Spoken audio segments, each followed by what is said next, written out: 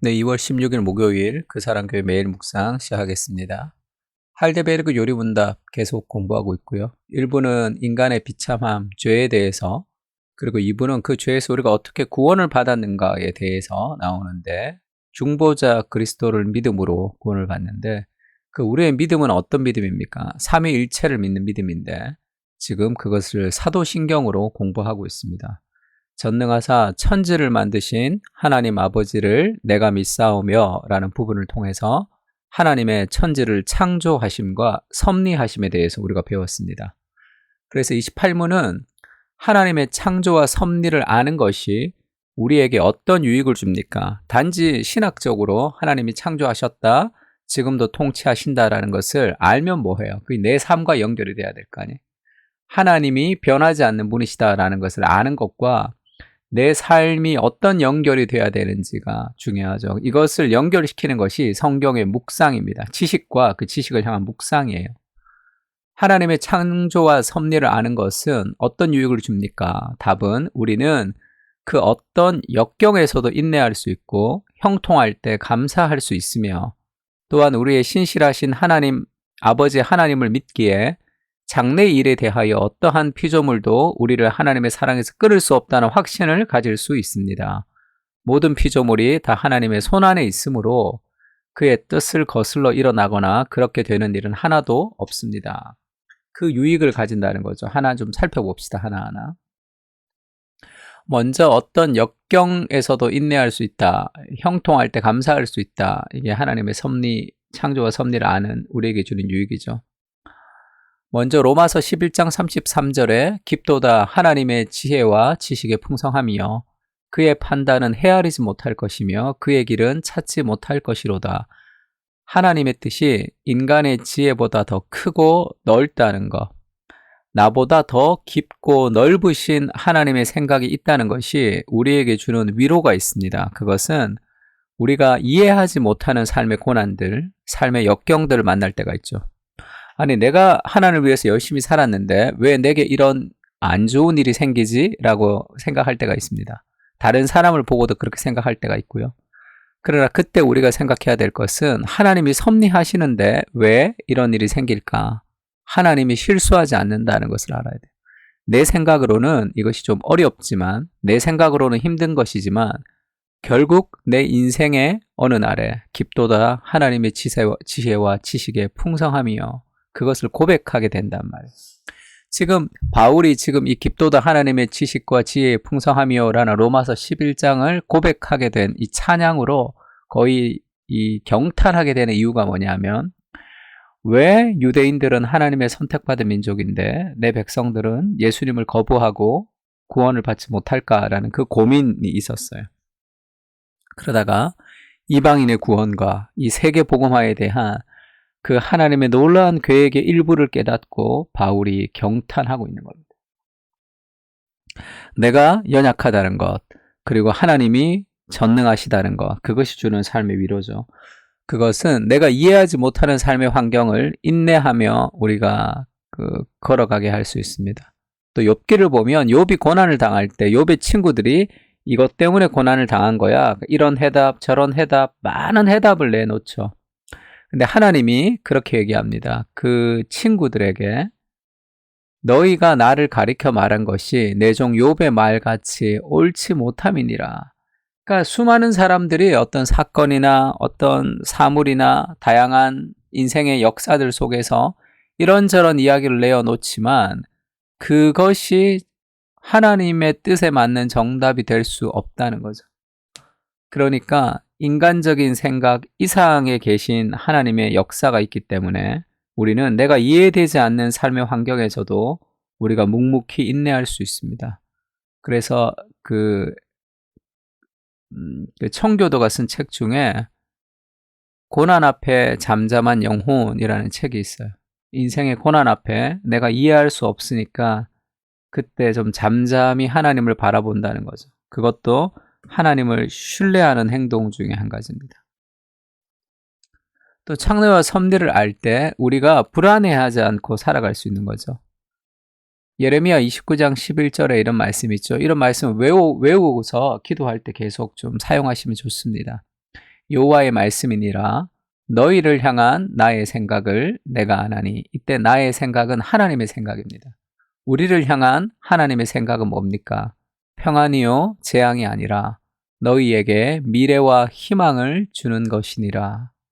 정말 좋은 말씀이죠. 우리가 내 미래가 암울할 것 같아요. 또 여러 가지 도태될 것 같다는 그런 불안감이 우리 가운데 있을 수도 있죠. 그러나 우리가 기억해야 될 것은 우리를 향한 하나님의 생각은 평안입니다. 재앙을 주려고 우리를 이 땅에 태어나게 하셨고 구원하신 것이 아니에요. 결국 우리의 미래에 희망을 주는 것입니다. 제가 20살 때 책을 하나 선물을 받았는데 폴 트루니에의 책 모호모로 사는 인생이라는 책을 제가 교회 누나한테 선물을 받았어요. 그 누나가 이제 예레미야 29장 11절을 선물해 주면서 상섭이에게 이렇게 하면서 예레미야 29장 11절을 그 앞에 써서 저한테 선물했던 기억이 있습니다. 그 전까지 제가 예레미야 11장 있는지도 잘 몰랐어요. 하나님이 나를 향해서 계획이 있으시구나라는 걸 알았고요. 그때 번역에는 너희 장래에 소망을 주려는 것이니라 이렇게 번역이 되어 있어서 나의 장래에 소망이 있겠다라는 그리고 내 인생은 모험으로 살아가는 인생인데 하나님이 진두지휘하시는 모험이구나라는 그런 생각을 했던 기억이 있습니다. 그것이 제 인생에 참 여러 가지 많은 은혜를 좀 끼쳤던 것 같아요. 책을 받을 때는 몰랐지만 그 책 받고 제가 30살 또 40살 계속 그 책 읽으면서 하나님이 내 인생을 인도하신다는 그런 소망들을 좀 기도했던 기억이 있습니다. 또 알리스트 맥그라스가 저니라는 여정이라는 책에서 신앙이라는 것은 과거를 기억하며 미래를 기대하는 것이다 이렇게 표현했습니다. 제가 한마디 덧붙이자면 신앙이란 과거를 기억하며 미래를 기대하며 오늘을 기도하는 것이다 이렇게 기자를 하나 더 붙이고 싶어요. 그렇게 우리 과거에서 내 삶 가운데 함께 하셨던 하나님, 그 다음에 우리의 미래에 나와 함께 하실 하나님, 그 안정감 가운데 오늘을 우리가 기도하며 살아가는 거죠. 내가 확신합니다. 사망이나 생명이나 천사들이나 권세자들이나 현재 일이나 장래 일이나 능력이나 높음이나 깊음이나 다른 어떤 피조물이라도 우리를 우리 주 그리스도 예수 안에 있는 하나님의 사랑에서 끊을 수 없으리라. 우리는 하나님의 사랑에서 끊어지지 않습니다. 나의 죄도 끊어지지 않아요. 나의 어떤 실패와 좌절도 끊어지지 않습니다. 다른 어떤 피조물이라도 우리를 그리스도 예수 우리 주 안에 있는 하나님의 사랑에서 끊을 수 없습니다. 이것이 섭리가 주는 위로죠. 어떤 상황에 있더라도 하나님의 사랑에서 끊어질 수 없다는 그 사랑이 나에게 있다는 것을 확신하며 우리가 오늘을 살아가는 것이죠.